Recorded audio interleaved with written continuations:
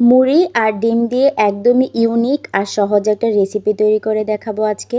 এই রেসিপিটা কিন্তু তৈরি হয়ে যায় মাত্র 5 মিনিটের ভিতরে, আর এটা খেতেও কিন্তু অনেক বেশি মজা। তো আশা করছি আমার আজকের রেসিপি আপনাদের কাছে অনেক বেশি ভালো লাগবে।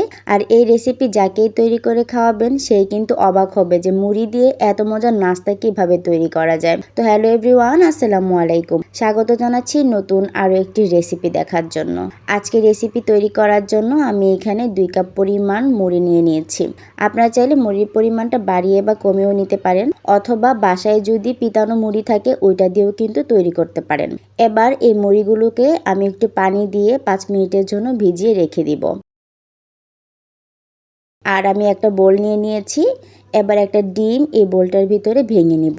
এবার ডিমটাকেও আমি এক সাইডে রেখে দিচ্ছি। ডিমটাকে এক সাইডে রেখে দিয়ে আমি এখানে একটা আলু নিয়ে নিয়েছি। আলুটা এত ছোটও না আবার এত বেশি বড়ও না। এবার এই আলুটাকে একটা পিলারের সাহায্যে খুব সুন্দরভাবে ছুলে নিতে হবে। এবার একটা গ্রেটার নিয়ে নিয়েছি, আর গ্রেটারে যে ছোট অংশটা আছে ওইটার সাহায্যে আমি আলুটাকে খুব সুন্দরভাবে একদম কুচি কুচি করে নিব।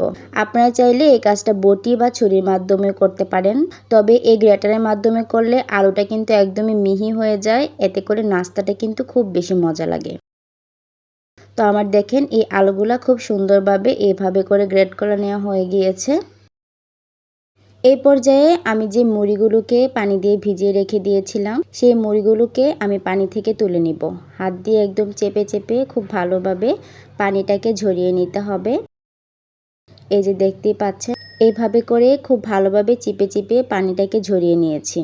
এবার আমি যে আলুগুলোকে গ্রেট করে নিয়েছিলাম সেগুলোকেও খুব ভালোভাবে পরিষ্কার করে ধুয়ে এই মুড়িতে দিয়ে দিয়েছি। এবার দিয়ে দিয়েছি পেঁয়াজ কুচি, আর এখানে আমি শুকনো মরিচের কুচি দিচ্ছি, যেহেতু আমার কাছে কাঁচা মরিচের কুচি অ্যাভেলেবেল ছিল না সেজন্য। দিয়ে দিয়েছি হলুদের গুঁড়া, দিয়ে দিয়েছি মরিচের গুঁড়া, দিয়ে দিচ্ছি স্বাদমতো লবণ। এবার আমি এখানে ম্যাগি চাট মশলা দিব। আপনারা চাইলে এখানে দিতেও পারেন বা স্কিপও করতে পারেন, তবে চাট মশলাটা দিলে কিন্তু এই নাস্তাটা খেতে অনেক বেশি মজা লাগে। তারপর এখানে যে ডিমটা আমি ভেঙে রেখে দিয়েছিলাম সেই ডিমটাই এখানে দিয়ে দিব। এবার এই ডিমটার সঙ্গে আলু আর মুড়ি আর বাকি সব মশলাগুলোকে খুব সুন্দরভাবে মেখে নিতে হবে।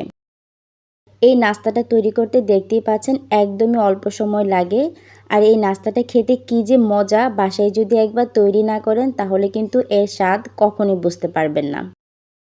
আর এই পর্যায়ে আমি এখানে একটু আটা দিচ্ছি। আটা দিলে কিন্তু তেলে দেওয়ার পরে এটা ছেড়ে আসবে না, আর এই নাস্তাটা খেতে অনেক বেশি মজা হবে। আপনারা চাইলে এখানে আটা, কর্নফ্লাওয়ার বা চাউলের গুঁড়িও দিতে পারেন, এতে করে এই নাস্তাটা আরও বেশি মুচমুচে হবে। তো এই পর্যায়ে এই নাস্তাটা আমার একদমই তৈরি করা রেডি। এবার আমি শুধু তেলে ভেজে নিব।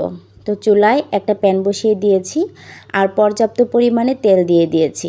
এবার হাত দিয়ে একটু রাউন্ড রাউন্ড শেপ করে আমি সুন্দর করে ভেজে নিচ্ছি পাকোড়া স্টাইলে। এই পর্যায়ে এগুলাকে একদম মিডিয়াম টু লো হিটে ভেজে নিতে হবে। যেহেতু এখানে কাঁচা আলু ব্যবহার করা হয়েছে, অতিরিক্ত তাপে ভাজলে কিন্তু আলুগুলো ভিতর থেকে সিদ্ধ হবে না, আর এই নাস্তাটা মুচমুচে হবে না। যখন দেখা যাবে খুব সুন্দর একটা কালার চলে এসেছে আর অনেক মুচমুচে হয়ে ভাজা হয়ে গিয়েছে, তখনই কিন্তু এই নাস্তাগুলোকে তুলে নিতে হবে। সবগুলো নাস্তা আমি এভাবে করেই তুলে নিয়েছি। দেখতেই পাচ্ছেন দেখতে কত লোভনীয় লাগছে। এগুলো খেতেও কিন্তু অনেক বেশি মজা, আর তৈরি করতেও একদম অল্প সময় লাগে। তো আশা করছি আমার আজকের ভিডিও আপনাদের কাছে অনেক বেশি ভালো লেগেছে। যদি ভিডিও ভালো লাগে তাহলে অবশ্যই আমার চ্যানেলটিকে সাবস্ক্রাইব করতে ভুলবেন না, আর অবশ্যই ভিডিও দেখার সময় একটা লাইক করে যাবেন।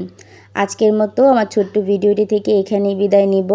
সকলে সুস্থ থাকবেন, ভালো থাকবেন, আর আমার জন্য দোয়া করবেন। আল্লাহ হাফেজ। আসসালামু আলাইকুম।